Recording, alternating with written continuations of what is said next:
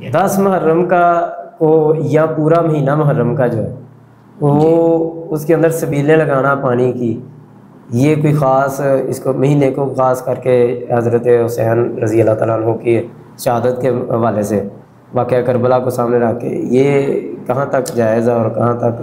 محترم منان بھائی، آپ نے بہت بر موقع اور بر وقت یہ سوال کیا ہے، بڑا اچھا سوال ہے، کیونکہ آج کل یہ سلسلہ چل رہا ہے۔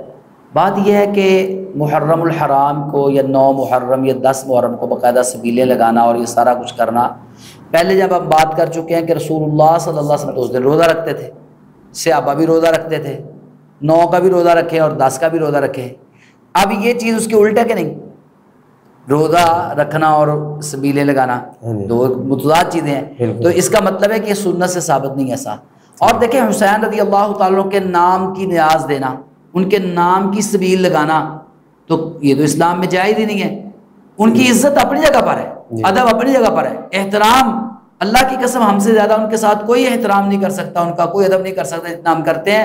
لیکن اس ادب و احترام کا مطلب یہ نہیں ہے کہ ہم ان کو اللہ کا شریک بنا دیں۔ یہ نظر و نیاز صرف اللہ کے نام کی دی جا سکتی ہے۔ قرآن کے تب وما اہل بہ لغیر اللہ، جو غیر اللہ کی طرف چیز منسوب کر دی جائے وہ حرام ہے، حلال نہیں ہے۔ تو اس لیے یہ سبیلیں لگانا غیر اللہ کے نام کی، اور وہاں سے پینا پانی، دودھ پینا، وہاں سے کھانا کھانا، یہ بالکل حرام ہے، جائز نہیں ہے۔ اگر کوئی کہے جی میں تو اللہ کے نام کی لگاتا ہوں لیکن ثواب حسین رضی اللہ عنہ کو پہنچانے کے لیے لگاتا ہوں، تو بھئی ایسا اصالِ ثواب اور پھر ایک خاص دن، وہ جو میں نے جیسے پہلے عرض کی کہ برسی کا ماحول بنانا، تو یہ بھی سنت سے ثابت نہیں ہے۔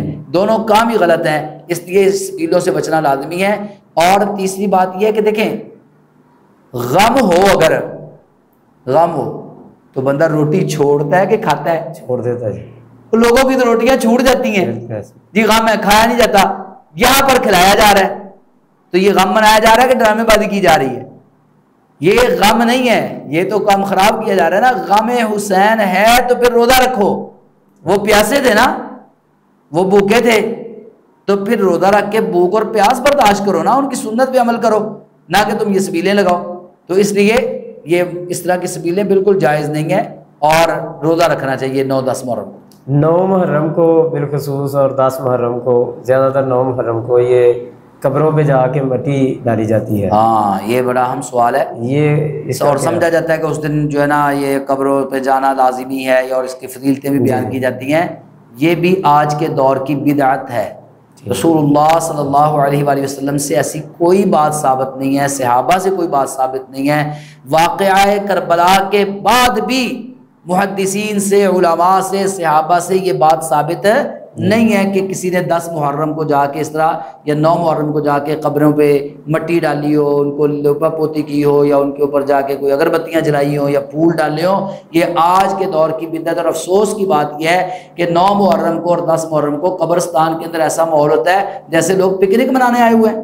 وہاں پر تو باقاعدہ جناب وہ لڑکیاں لڑکے پہنچے ہوتے ہیں، اور وہاں پر جناب وہ ایسے ہنس کھیل رہے ہوتے ہیں، اور پھر مٹی بھی لگائی جا رہی ہوتی ہے، ساتھ گپیں بھی لگ رہی ہوتی ہیں، کھانے باقاعدہ پکا کے جس طرح پارکوں میں جاتے ہیں نا، اس طرح باقاعدہ قبرستان میں لے جائے جاتے ہیں۔ اور یہ سارا رسول اللہ صلی اللہ علیہ وسلم فرماتے ہیں فَإِنَّهَا تُذَكِّرُ الْآخِرَةَ، قبر دیکھ کے تمہیں آخرت کی یاد آنی چاہیے، تو یہاں پر تو یہ سارا ماحول دیکھ کے آخرت کی یاد آنی ہے، الٹی معاملہ ہو جاتا ہے۔ تو اس لیے بالکل ایسا کام کرنا سنت سے ثابت نہیں ہے، یہ بدعت ہے آج کے دور کی۔